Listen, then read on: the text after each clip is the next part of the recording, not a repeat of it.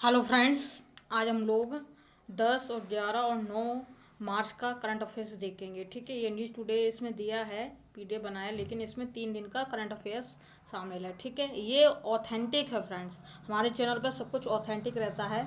हम जो भी पढ़ाते हैं ऑथेंटिक पढ़ाते हैं। विजन आईएएस का है फ्रेंड्स, आपको बता भी दें। देखिए, चलिए स्टार्ट कर लेते हैं।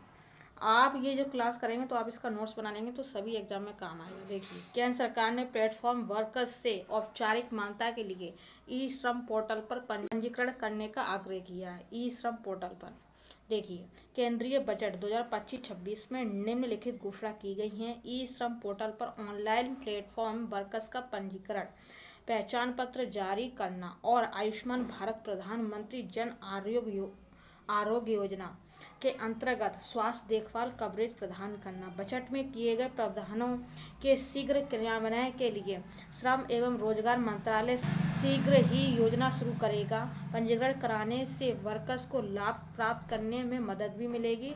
गीग और प्लेटफॉर्म वर्कर्स के बारे में देखिए परिभाषा। गीग वर्कर्स से आशय एक ऐसे व्यक्ति से है जो पारंपरिक नियोक्ता कर्मचारी संबंधों के दायरे से बाहर रहते हुए कार्य करता है या कार्य व्यवस्था में भाग लेता है और ऐसे कार्य से आय अर्जित करता है।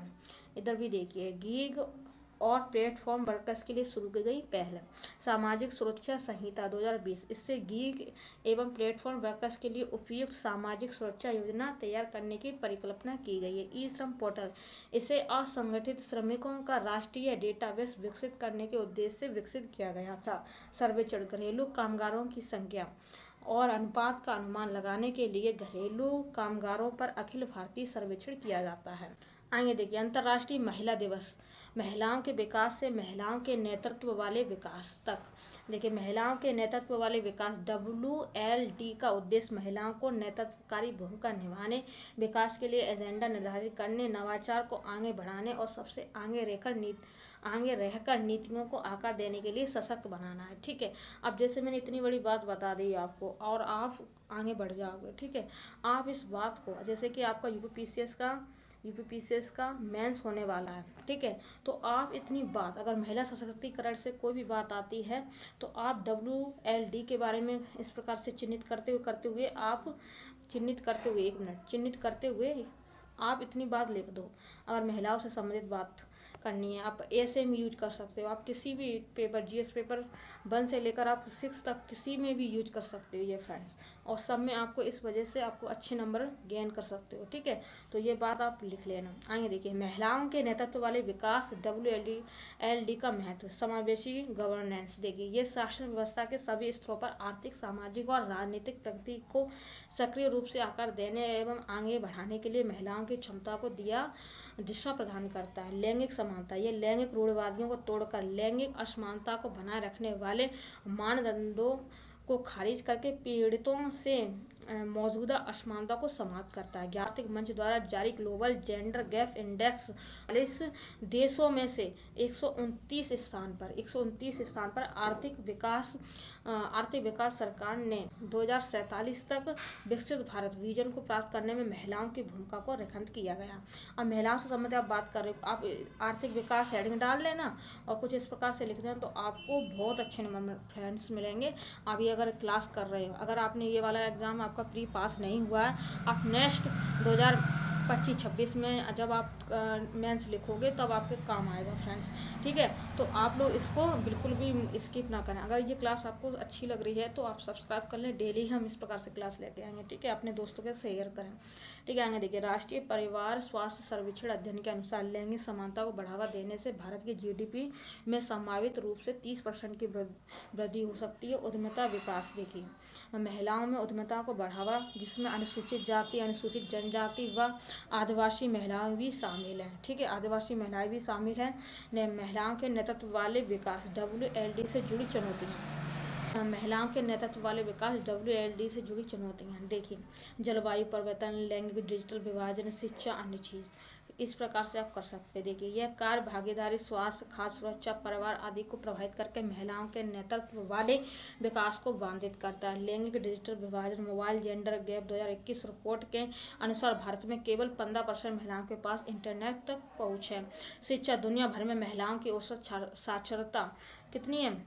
79.9%, जबकि भारत में महिलाओं की साक्षरता दर कितनी है, 62.3% है, 62.3%। ठीक है, यहाँ पर लिख नहीं पा रहा है, ये आप देख सकते हैं।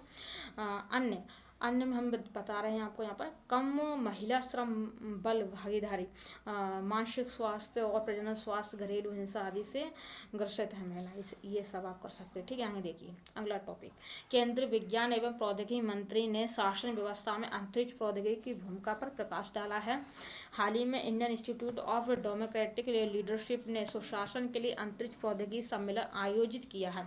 इस सम्मेलन में केंद्रीय मंत्री ने गवर्नेंस या शासन व्यवस्था से संबंधित पद्धतियों को रूपांतरित करने में भारत के अंतरिक्ष क्षेत्र की भूमिका को उजागर किया। शासन व्यवस्था में अंतरिक्ष प्रौद्योगिकी की भूमिका देखिए, संसाधन प्रबंधन, मानचित्रण, रिसोर्स सेट, कार्टेसेट जैसे उपग्रह, भूमि, जल और खनिजों के मानचित्रण के लिए भू स्थानिक डेटा प्रदान करते हैं। कृषि, इसकी मदद से किसानों को फसल प्रबंधन उत्पादकता में वृद्धि के लिए महत्वपूर्ण डेटा उपलब्ध कराया जाता है। उदाहरण के लिए कृषि निर्णय सहायता प्रणाली। वन, IRS उपग्रह वन क्षेत्र, वनाग्नि आदि के मानचित्रण में भारतीय वन सर्वेक्षण को सहायता प्रदान करते हैं। अवसंरचना, PM गति शक्ति योजना, अंतरिक्ष आधारित स्थानिक नियोजन टूल्स और इसरो की इमेजरी सुविधा का उपयोग करके भारत माला, सागर माला आदि सहित विविध मंत्रालयों की अवसंरचना परियोजनाओं का एकीकरण करती है। भारत माला और सागर माला का हम गूगल पर जरूर सर्च करें और कमेंट्स में जरूर पिन करवाएं। ठीक है फ्रेंड्स, आप लोग अगर मुझे सपोर्ट करोगे तो डेली ही इस प्रकार से क्लास हम लेके आएंगे, और आपको ये नहीं,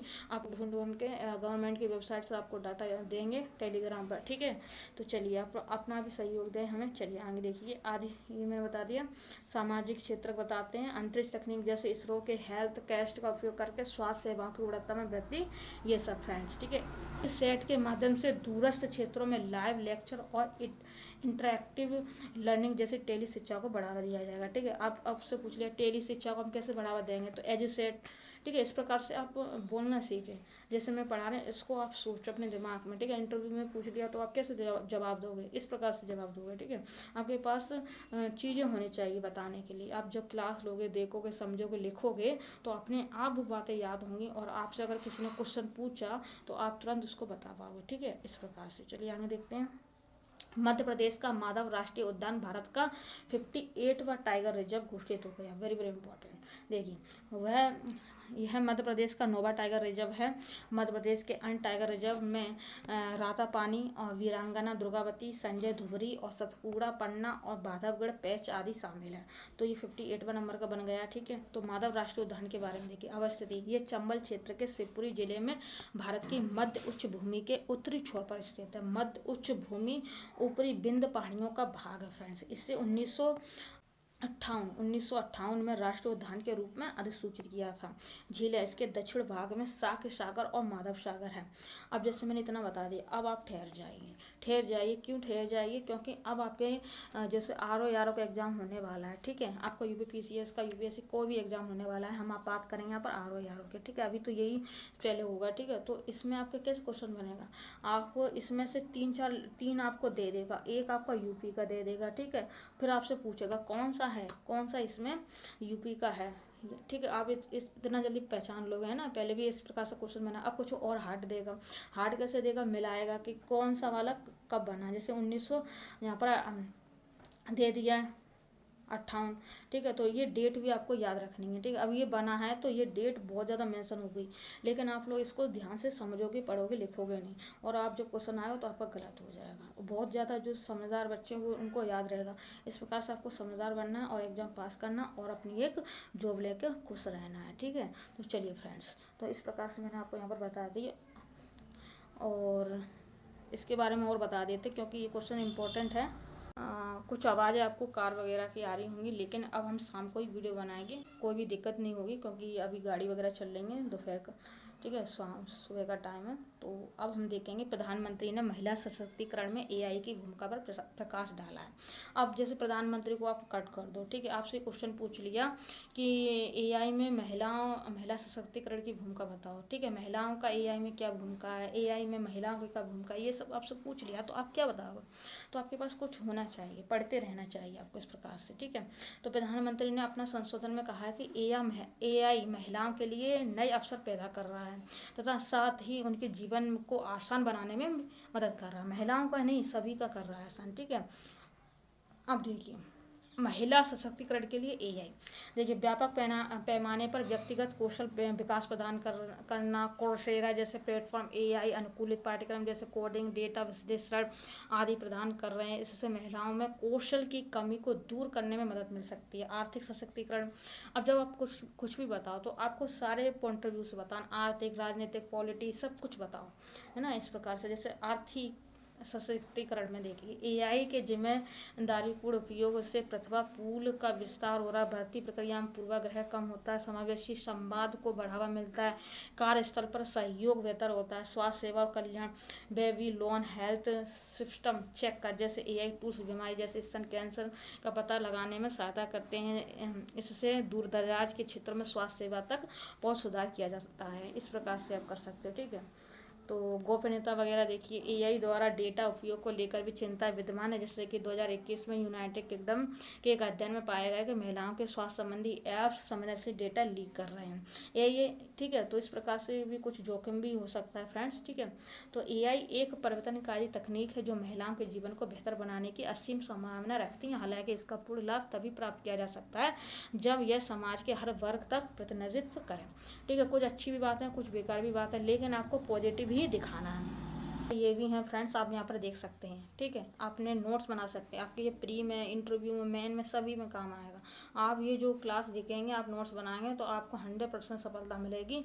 और ये वीडियो कैसा लगा फ्रेंड्स, आपको हमारी मेहनत कैसी लगी, आप हमें जरूर सपोर्ट करें, कमेंट्स करें। ठीक है, जो भी आपके डाउट है मुझे बताएं, हम आपका सॉल्व करेंगे। धन्यवाद।